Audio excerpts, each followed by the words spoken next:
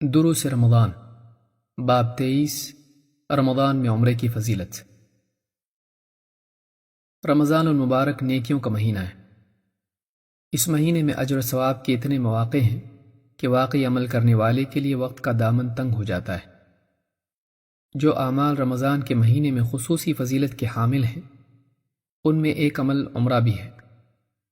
اللہ کے رسول صلی اللہ علیہ وسلم نے ایک انصاری صحابیہ ام سنان سے فرمایا، جب رمضان کا مہینہ آئے تو اس میں عمرہ کر لینا، کیونکہ رمضان میں عمرہ کرنا حج کے برابر ہے۔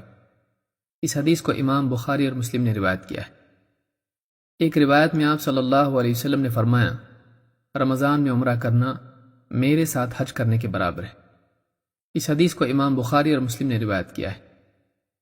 عمرہ عام دنوں میں بھی بہت بڑی فضیلت کا حامل ہے، لیکن رمضان میں اس کا ثواب حج کے برابر ہو جاتا ہے، بلکہ نبی صلی اللہ علیہ وسلم کے ساتھ حج کے برابر ہو جاتا ہے۔ عمرہ گناہ اور فقر کو مٹاتا ہے۔ اللہ کے رسول صلی اللہ علیہ وسلم نے فرمایا، حج اور عمرے میں متابعت کرو، اس لیے کہ یہ دونوں گناہوں کو ایسے مٹاتے ہیں جیسے بھٹی لوہے کے میل کچیل کو ختم کر دیتی ہے۔ اس حدیث کو امام النسائی نے روایت کیا ہے۔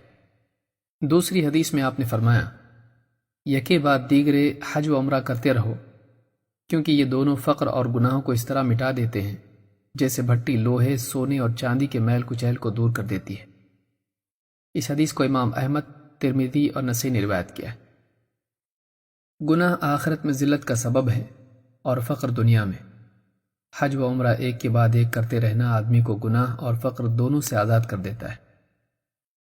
حج و عمرہ دنیا میں غنا اور آخرت میں مغفرت کا ذریعہ ہے۔ یہ دونوں عمل انسان کے دینی و دنیوی مسائل کا حل ہے۔ لہٰذا رمضان کے مہینے میں خاص طور سے مالداروں کو چاہیے کہ ممکن ہو تو ضرور عمرہ کریں۔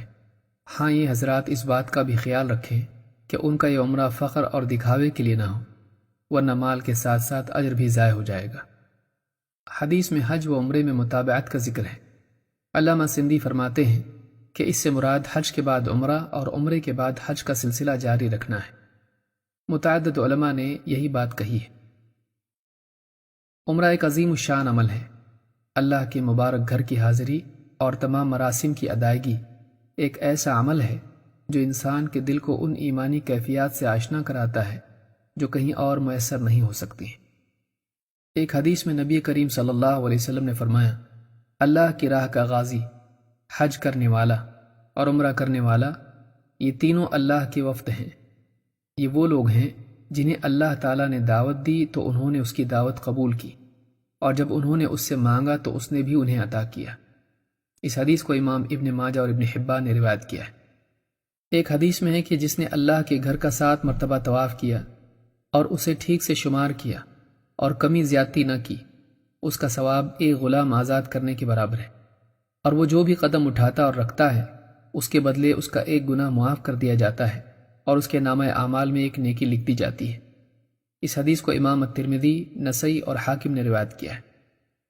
ان تمام احادیث سے عمرے اور طواف کی فضیلت معلوم ہوتی ہے۔ اس سلسلے میں اور بھی فضائل احادیث میں موجود ہیں، لہٰذا اہل ثروت حضرات اس نعمت عظمیٰ سے محروم نہ رہیں، اور ممکن ہو تو رمضان المبارک میں اللہ کے گھر کی حاضری اور عمرے سے ضرور متشرف ہوں۔ معلوم نہیں آج صحت ہے کل بیماری آ جائے، آج زندہ ہے کل موت آ جائے۔ اقول هذا واستغفر الله لي ولكم۔